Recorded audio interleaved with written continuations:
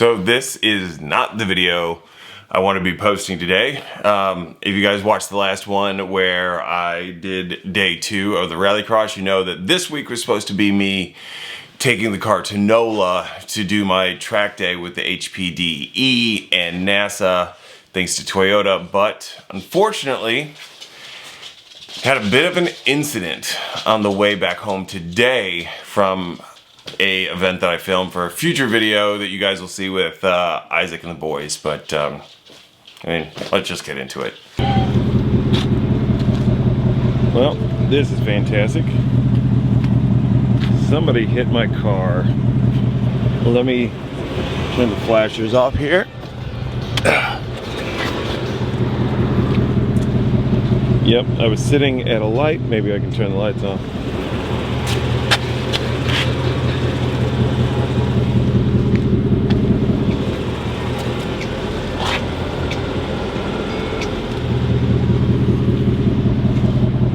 Sitting at a light and somebody rear-ended me, knocked in the trunk, messed up the deck lid panel, crinkled the quarter panel here. Friggin' sucks. It was a kid. I don't think the insurance is valid. Didn't want to give too much information. It was 2 teenage girls, so I didn't feel comfortable trying to keep them here, so I let them go and called the police. They very much did not want me to call the police. It has now been an hour and 1 minute since I initiated my 911 call, and still no one has arrived. I've seen one officer across the street getting gas. That was, I will say, an ISD police officer, independent school district officer, but yeah, nobody's even come by, nobody's called to follow up, nothing. So, yeah, still kind of here waiting.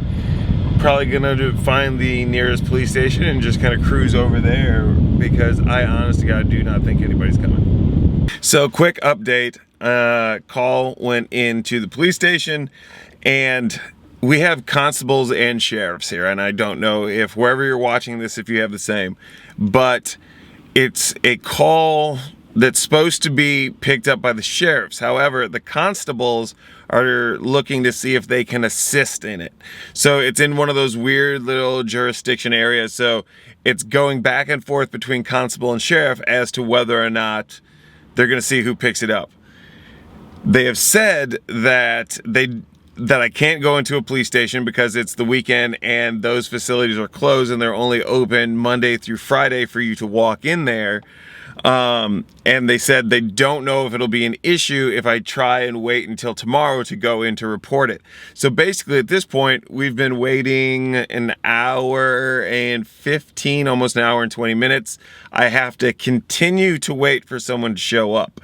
Right now they push the call back out to see if they can get somebody to pick it up, but right now it's just a waiting game. So I can fill out this report. And if you're wondering why I'm waiting so long, why don't I just fill out insurance? Did I get the other person's insurance, which I believe I said earlier in the video I did. The issue is on that person's insurance card, it shows that it expired last month. They showed me their policy where it shows that it's up to date, and I have screenshots of both. However, I was in an incident before with my blue RTR Spec 2, which I did a video on, and if you haven't watched that on the J-Dub Wrenching channel, it's over there. But I got T-boned by someone, and the police showed up, and they refused to fill out a report because they said no one was injured. And the lady said, I have insurance, there's no need, nobody needs to get tickets. And they said, well, since no one was injured, you really don't have to. And I kept pushing and pushing, and they wouldn't fill it out. Come to find out, the woman's insurance was expired, not up to date. It was out of date by, I think, a month or 2.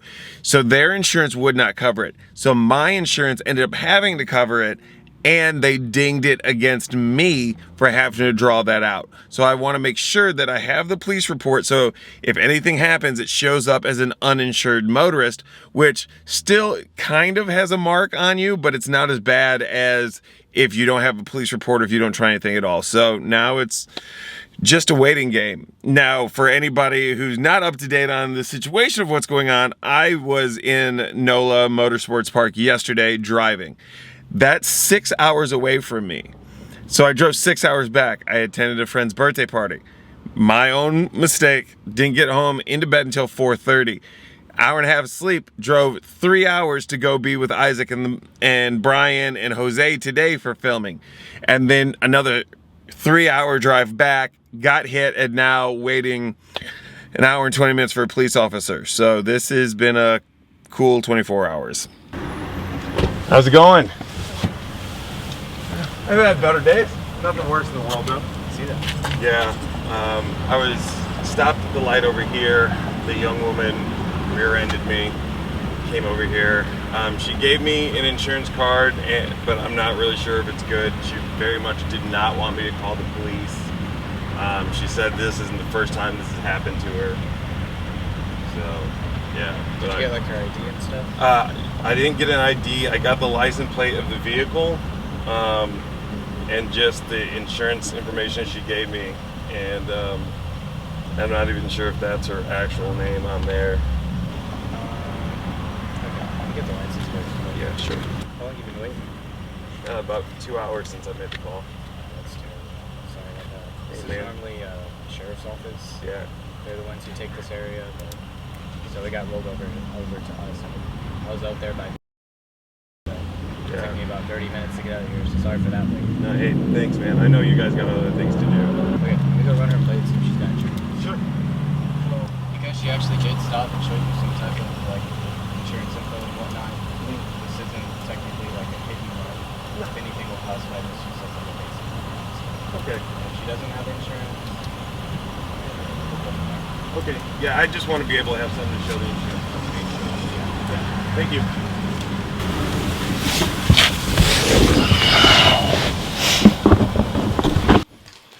So I don't know what all you guys will be able to hear from my exchange with the police officer. I waited 2 hours.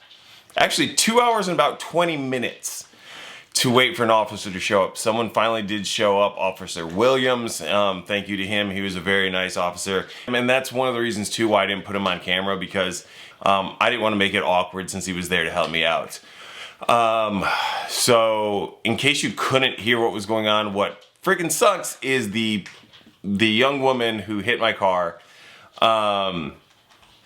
She gave me insurance, and we went back and forth because it looked like it was expired. She gave me the printout from her company, or the screenshot from her company that said, hey, it's valid through these dates, which would make it good.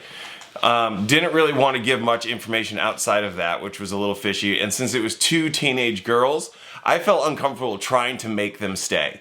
And I didn't want it to be a situation where it blew into something it didn't need to be, and accusations being thrown away, because you can never tell what's going to happen. But the officer ran the plate, and there was insurance on the vehicle.